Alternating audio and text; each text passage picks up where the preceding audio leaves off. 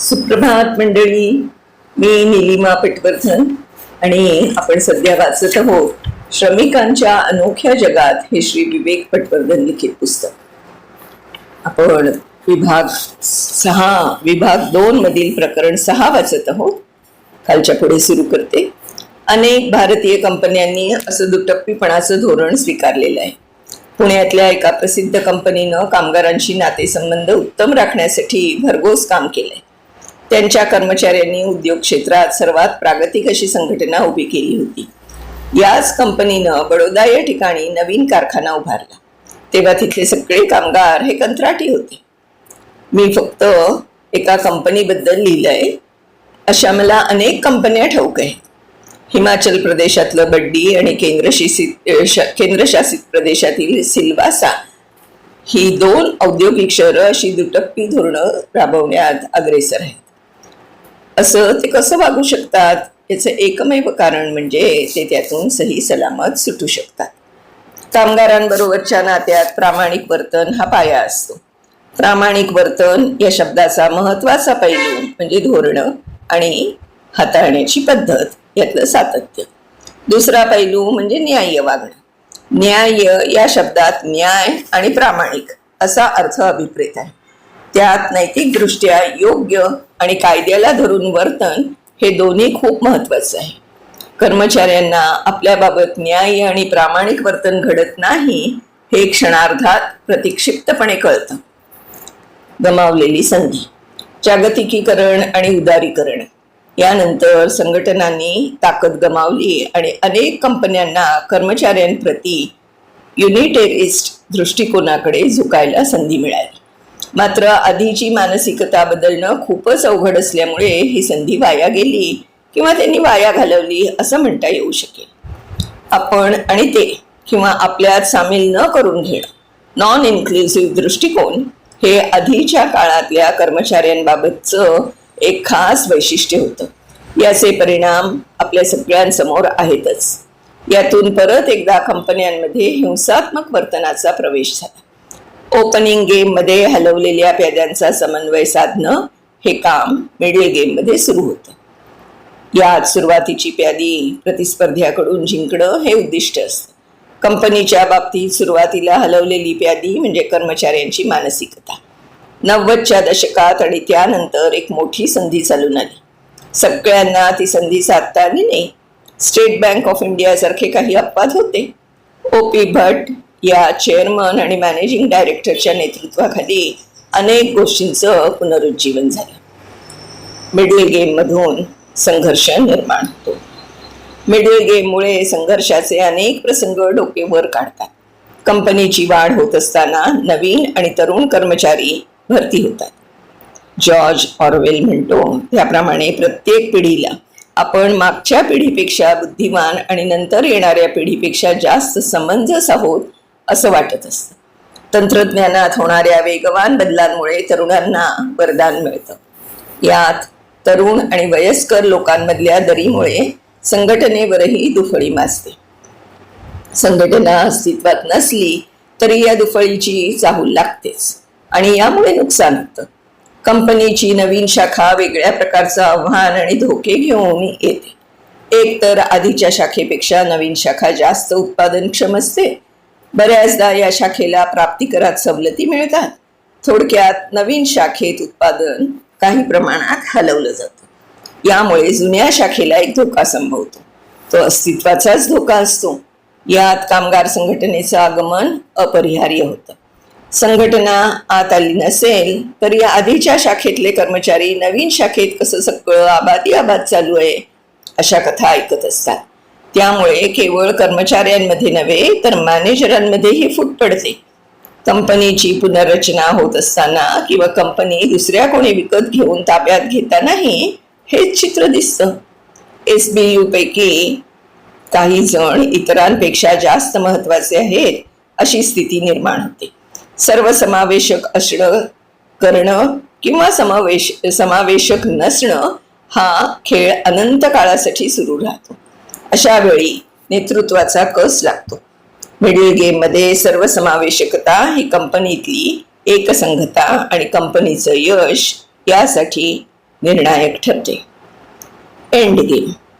End गेममध्ये सर्व पक्ष आपापल्या वाटेनं बाहेर पडायचं ठरवतात किंवा त्यांना तसं बाहेर पडावं लागतं. यासाठी काही वेळा कंपनी बंद करावी लागल्यामुळे किंवा काही वेळा कर्मचारी कपात, स्वेच्छानिवृत्ती किंवा इतर काही कारणं असतात. एका वरिष्ठ पत्रकारानं मला फोन करून एका गिरणी कारखान्याच्या मालकाला भेटायला सांगितलं.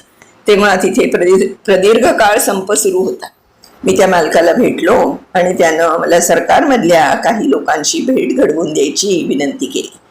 मी यातून लगोलग बाहेर पडलो, पण उत्सुकता चाळवल्यामुळे या प्रकरणाचा बराच काळ पाठपुरावा केला. त्याच्या गिरणीमध्ये तेव्हा अपघात झाला होता आणि त्याला गिरणी बंद करायला ही संधी वापरायची होती. विधानसभेत याबद्दल विचारलेले प्रश्न सरकारी अधिकारशाहीनं कसे दाबून टाकले जातात हे कुतूहलानं पाहत असताना मला धक्केच बसले. कारखाने बंद पडण्याच्या बाबतीतला आणि त्यातल्या हेराफेरीचा माझा तो पहिलाच अनुभव होता. कंपनी बंद करण्याचं तंत्र तर सगळ्यांना ज्ञातच आहे. पहिल्यांदा कर्मचाऱ्यांची संख्या 100च्या आत आणण्यासाठी स्वेच्छानिवृत्तीची योजना जाहीर करायची. ते एकदा साध्य झाल्यानंतर कारखाना किंवा कंपनी कायदेशीररित्या बंद करायला मोकळीक मिळते. टाळेबंदी मागचं खरं कारण. गिरणी कामगारांच्या संपाला 30 वर्ष उलटून गेली असली तरी गिरण्या बंद पडणं आणि बेरोजगारीच्या जखमा आजही भळभळत्या आहे. मी गिरणी कामगार संघर्ष समितीच्या एका सभेला हजर होतो. महानगर या वृत्तपत्राचे माजी संपादक आणि IBN वाहिनीचे माजी संपादक बेधडक या विशेषणानं गाजलेले निखिल बागळे यांनी त्या सभेत समाजाच्या आणि माध्यमांच्या गिरणी कामगारांच्या प्रश्नाला सहाय्य करण्यासाठी झालेल्या दुर्लक्षावर ठपका ठेवला. या सगळ्यामध्ये एक धडा घेण्यासारखा आहे. रिअल इस्टेटमध्ये इतका प्रचंड पैसा होता की गिरणी मालकांची सत्सद विवेकबुद्धी लालसेपुढे बधीर झाली. फिनिक्स गिरणीबाबतचा हा धक्कादायक अहवाल काय सांगतो ते पहा. 1995 परत एकदा या गिरणीला घरघर लागली आहे असं मॅनेजमेंटनं जाहीर केलं आणि BIFR कायदा लागू केला. कंपनीचं पुनरुज्जीवन करण्याच्या योजनेनुसार करात सवलत मिळणार होती. मॅनेजमेंटनं अत्याधुनिक यंत्रसामुग्रीच्या दिशेनं तयारी केली आणि बँका आणि वित्तीय संघटनांचे व्यवहार पाहताना नूतनीकरण आणि पुनरुज्जीवन करण्याच्या योजनांकडे कानाडोळा करेल अशी एक समिती नियुक्त केली. एकदा करात सवलत मिळण्याची हमी मिळाल्यानंतर पुनरुज्जीवन करण्याची कोणतीच योजना अंमलात आणली गेली नाही. 23 एप्रिल 1998 मॅनेजमेंटनं BMC कडे टेबल टेनिस, हेल्थ क्लब आणि अर्थातच बॉलिंग ॲलीज अशा करमणुकीच्या सुविधा उभ्या करण्यासाठी अर्ज केला. कामगार सातत्यानं या सुविधांच्या मागण्या करत आहेत. त्यासाठी जानेवारी 1998 मध्ये कुरबुरी झाल्या. हे कारण या अर्जात देण्यात आलं होतं. हो, कामगार बॉलिंग ॲलीज, स्टीम बाथ आणि बिलियर्डसाठी टेबल मागत होते. एप्रिल आणि मे 1998 मॅनेजमेंटनं विविध विभागातले कर्मचारी कामावरून कमी करायला सुरुवात केली. प्रोसेसिंग विभाग अचानक बंद करण्यात आला.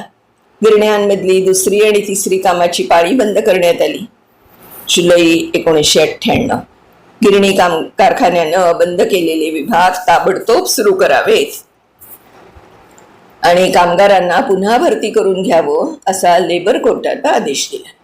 या आदेशाच्या जरा आधी मॅनेजमेंटनं कामगार कपात करण्यासाठी स्वेच्छानिवृत्तीची योजना जाहीर केली असा कामगारांनी ठपका ठेवला. दरम्यान महानगरपालिकेची शाळा आणि सार्वजनिक उद्यानं यासाठी राखून ठेवलेल्या जागेत फिनिक्स टॉवर उभा राहिला. या बांधकामातून 1 रुपया देखील कामगारांच्या वाट्याला आला नाही. हा संदर्भ मुंबई मॅटर्स 19 एप्रिल 2006 रोजी आलेल्या Phoenix mills because the story must be told हा लेख आहे. हिंदुस्तान लिव्हरनंही तोंडाला पानं पुसली. आर्थिक धोरणांमधल्या बदलांमुळे काही कंपन्या निरुपयोगी ठरल्या, तशा अत्याधुनिक तंत्रज्ञानामुळे काही कंपन्या निरुपयोगी ठरल्या. मुंबईमध्ये अशा प्रकारे बंद पडलेला हिंदुस्तान युनिलिव्हरचा, तेव्हाची हिंदुस्तान लिव्हर, शेवडीमधला कारखाना चांगलाच लक्षात राहिला. कामगार आणि कामगार संघटना यांच्यात प्रदीर्घ काळ म्हणजे सुमारे 3 दशकं चाललेल्या संघर्षानंतर आणि अर्थातच विवादास्पद निर्णयानंतर अखेर हा कारखाना बंद पडला. 1 फेब्रुवारी 2010 रोजीचा बिझनेस वर्ल्डमधला अहवाल सांगतो, आम्ही आनंदात आहोत, संघटनाही खुशीत आहे, असं अशोक गुप्ता, हिंदुस्तान युनिलिव्हरचे executive director legal and secretarial practice, कामगारांच्या काही दिवसापूर्वी झालेल्या निरोप समारंभाच्या वेळी त्यांचा मूड कसा होता हे सांगताना म्हणाले, आमच्या समोर सह्या करण्याशिवाय काही पर्यायच उरला नव्हता, असं पराभूत स्वरात फ्रँकलिन डिसूझा हे HLEUचे एक कर्मचारी म्हणाले. कामगार वाट पाहून थकून गेले होते. इतकंच नव्हे तर आम्ही समझोत्यावर सहमती दर्शवली नाही तर संघटनेच्या कार्यालयासमोर आत्मबलिदान करू अशी काही जणांनी धमकी दिली होती. 30 वर्षानंतर बंद होणाऱ्या कंपनी मागचं हे वास्तव होतं. कोलगेटनं मात्र मार्ग आखून दिला. कोलगेटनं मात्र शेवडीमधल्या HLLच्या कारखान्याच्या समोरचा आपला कारखाना बंद करताना खूप तारतम्य दाखवलं. एकतर कारखाना आपण बंद करणार आहोत हे त्यांनी गुपित ठेवलं नाही, कर्मचाऱ्यांना त्यांच्या कारणांसकट सगळं उघडपणे सांगितलं. इतर अनेक कंपन्यांच्या मालकांनी याबाबत शोधलेल्या पळवाटांच्या तुलनेत कोलगेटचा स्पष्टपणा स्पृहणीय होता. कोलगेटनेही स्वेच्छानिवृत्ती योजना जाहीर केली, पण त्यात सर्व वयाच्या कर्मचाऱ्यांना सामावून घेण्याची उत्तम मांडणी केली होती. एकच नियम सगळ्यांना लागू अशी दंडेलशाहीची योजना नव्हती. तसं पाहायला गेलं तर HLLच्या कृती समितीनंही कर्मचाऱ्यांना सहाय्य देऊ केलं होतं, पण ते सहाय्य कर्मचाऱ्यांनी नाकारलं. कर्मचाऱ्यांनी निवृत्तीच्या योजना स्वीकारल्या, मात्र कंपनीनं दसऱ्याच्या दिवशी कर्मचाऱ्यांसाठी आयोजित केलेल्या निरोपाच्या भोजन समारंभात कंपनी बरोबर असलेल्या सलोख्याच्या नात्यामुळे सगळ्यांच्याच डोळ्यात अश्रू तरळत होते. नजीकच्या काळात मी जिथे राहतो त्या ठाणे शहरात नुकतेच 3 कारखाने बंद पडले. ते असे रेमंड्स, GSK म्हणजे आधीची ग्लॅक्सो आणि एशियन केबल्स, जिचं नाव नंतर काही काळ RPG केबल्स होतं आणि नंतर ती कंपनी KEC इंटरनॅशनल कंपनीचा एक भाग बनली. या 3ही कंपन्यांनी एंड गेम खेळताना वेगवेगळा दृष्टिकोन घेतला. रेमंड आणि KEC यांच्यात एक गोष्ट सारखीच होती, त्यांनी आपलं उत्पादन दुसरीकडे म्हणजे गुजरातमध्ये हलवलं. आपले ठाण्यातले कारखाने तोट्यात आहेत आणि चालवणं शक्य नाही असं त्यांचं म्हणणं होतं. GSKनेही असाच दावा केला होता, पण त्यांचा ठाण्यातला कारखाना कधीच तोट्यात नव्हता आणि चालवणं शक्य नाही असं अजिबात झालं नाही. अशा सगळीकडे चर्चा होते. तर मंडळी, आता ह्याच्या पुढचा जो भाग आहे तो पण उद्या वाचणार आहोत. तोपर्यंत मी निलिमा पटवर्धन आपली रजा घेते आणि श्री विवेक पटवर्धन यांचे मनापासून आभार मानते की इतकं सुंदर माहितीपूर्ण पुस्तक त्यांनी मला वाचायची परवानगी दिलेली आहे. धन्यवाद विवेकजी. उद्या भेटूया पुढच्या भागासह. Bye bye.